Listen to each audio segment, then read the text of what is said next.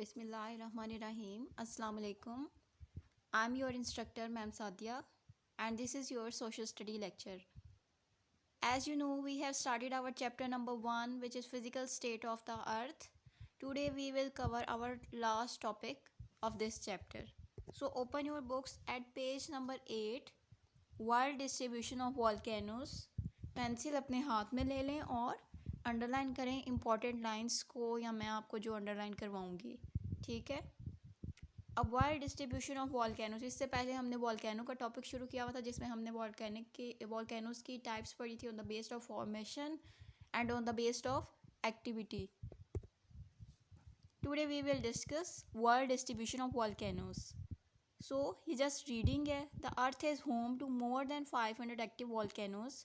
मतलब अर्थ के ऊपर मोर देन 500 एक्टिव वॉल्केनोस मौजूद है. ये सिर्फ एक्टिव वॉल्केनोस की बात हो रही है, डोरमेंट और एक्सटेंट की नहीं.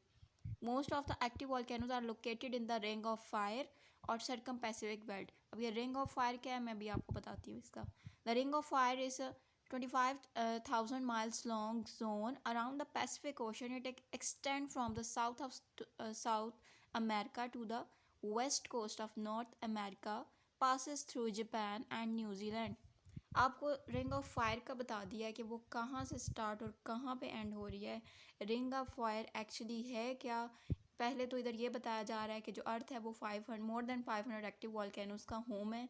मतलब यहाँ पर मोर देन 500 एक्टिव वॉल्केनोस मौजूद हैं, ठीक है. और ज़्यादा एक्टिव वॉल्केनोस जो हैं वो रिंग ऑफ फायर पे मौजूद हैं. और आगे आपको रिंग ऑफ फायर की पूरी लोकेशन समझा दी है. रिंग ऑफ फायर एक्चुअल में ये आपको रेड बार नज़र आ रही हैं. ये जो रेड शेडिंग है, ये सारा अंदर का जो एरिया, ये रिंग ऑफ फायर है, ठीक है. आप इधर देख सकते हैं साउथ अमेरिका से शुरू होकर यहाँ ऑस्ट्रेलिया तक एंड हो रही है, ठीक है. अब रिंग ऑफ फायर है क्या? एक वो जोन जहाँ पर वॉल्केनोस जो हैं वो ज़्यादा से ज़्यादा मौजूद हैं, जो कि एक्टिव वॉल्केनोस हैं, ज़्यादा से ज़्यादा वॉल्केनिक एक्टिविटी होती है. उस एरिए को एक जोन बनाकर उसको रिंग ऑफ फायर का नेम दे दिया है, ठीक है. और ये रिंग ऑफ फायर की जो शेप होती है वो मैं आपको बताऊं तो ये हॉर्स के फिट की तरह होती है, ठीक है. हॉर्स का जो फुट होता है उसको आप देखें, वो भी कुछ इसी शेप का होता है. ये जो सारी है, ये रिंग ऑफ फायर कुछ इस शेप का होता है. और ये आपकी लोकेशन आपको बुक में जस्ट बताई हुई है कि ये कहाँ से स्टार्ट और कहाँ एंड हो रहा है. रिंग ऑफ फायर है क्या, वो मैंने आपको एक्सप्लेन कर दिया है. यहाँ पर आपका चैप्टर 1 जो है वो कंप्लीट हो चुका है. Let's come towards page number 9, exercise और बुक वर्क, ठीक है जी. इसमें आप देखें अपनी बुक्स पे देखें आप लोग. पहले answer the following question briefly. ये आपको कल के लेक्चर में मैं फ़र्स्ट 4 क्वेश्चन बता चुकी हूँ, जो मैंने आपको याद करने को भी दिए थे. सिर्फ एक क्वेश्चन नंबर 5 रह गया था, what is the location of the ring of fire.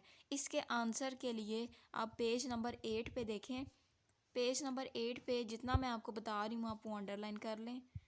Page number 8 पे आपको यहाँ पर इसकी वर्ल्ड डिस्ट्रीब्यूशन ऑफ वॉल्केनोज में इसकी सेकेंड लाइन पे आ जाएं, द रिंग ऑफ फायर, ठीक है. या आप इस स्लाइड में देखें तो ये लिखा हुआ, the ring of fire is The Ring of Fire is a 25,000 miles long zone around the Pacific Ocean. It extends from the south of South America to the west coast of North America, passes through Japan and New Zealand. ठीक है. उसकी just location बताई हुई है, आपने वो बतानी है. ये आपके शॉर्ट क्वेश्चन आंसर जो हैं वो कंप्लीट हो गए हैं. उसके बाद है जी आपका answer the following questions in detail. ये आपका क्वेश्चन नंबर 1 जो है, describe different layers of the earth interiors. ये पेज नंबर 1 से स्टार्ट हो रहा है, 1 और 2 पे एंड हो रहा है, जिसमें आपको अर्थ इंटीरियर उसकी लेयर्स के बारे में बताया हुआ है. क्रस्ट, मेंटल, कोर, वो सारा जो टॉपिक है वो इसके अंदर आ जाएगा.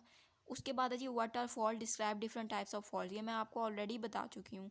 उसके बाद है जी question number 3, write a note on the causes of earthquake. इसका आंसर आपके पेज नंबर 5 पे एक हेडिंग है, कॉजेज ऑफ अर्थक्वेक. ये फुल हेडिंग आपकी आएगी. और उसके बाद last, why are earthquake common in Pakistan. इसका आंसर जो है वो आंसर की आपको मिलने वाली है. फर्स्ट में को आपको आंसर की मिल जाएगी, आप लोग उधर से कर सकते हैं. Why are earthquake common in Pakistan, ये एक छोटा सा पैराग्राफ उसके ऊपर लिखा हुआ है, आप लोग वहाँ से करेंगे. मैं स्लाइड में प्रोवाइड नहीं कर सकती क्योंकि वो आपको फिर उसको लिखने में या याद करने में इशू होगा, ठीक है. आंसर की आपको मिल जाएगी, ये सारा कुछ उसमें प्रोवाइड किया गया है. अच्छा, उसके बाद नेक्स्ट पे है जी सी, चूज़ द करेक्ट ऑप्शन. और आपका जो ये क्वेश्चन सी और क्वेश्चन डी है, ये पहले तो आप लोगों ने खुद करना है. उसके बाद मैंने आपको इधर आंसर प्रोवाइड कर दिए हैं, आपने आंसर देख के करने हैं. ये चूज़ द करेक्ट ऑप्शन, ये क्वेश्चन नंबर सी आपको बताया हुआ है। और ये question number D, label the diagram of the arts interior, उसके आपको जो आंसर्स हैं वो बता दिए हैं। बेटर यही है कि आप लोग पहले खुद सॉल्व करें और उसके बाद यहाँ से मैच कर लें। यहाँ पर आपका चैप्टर नंबर 1 जो है वो कंप्लीट हो चुका है।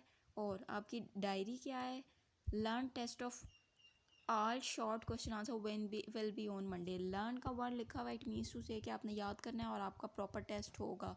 पहले सिर्फ लर्न मतलब आपको याद करने को दिया जाता है, टेस्ट नहीं लिया गया था, लेकिन मंडे को आपका टेस्ट आपको प्रोवाइड किया जाएगा और आप वो टेस्ट अटैम्प्ट करेंगे। ऑल शॉर्ट क्वेश्चन आंसर जो कि मैंने आपको ऑलरेडी करवाए हुए हैं, सिर्फ क्वेश्चन नंबर 5 के अलावा आपने पहले याद किए हुए हैं। सो आज क्वेश्चन नंबर 5 पे मिलाकर आप टोटल 5 क्वेश्चन अच्छे से प्रिपेयर करके आएंगे।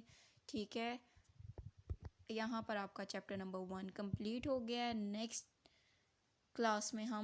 लेक्चर में हम डेनोटेशन चैप्टर नंबर 2 स्टार्ट करेंगे, लेकिन उससे पहले फर्स्ट लेक्चर में आपका चैप्टर नंबर 1 के शॉर्ट क्वेश्चन आंसर का टेस्ट होगा। ठीक है, आई होप आपको मेरी बात अच्छे से क्लियर हो।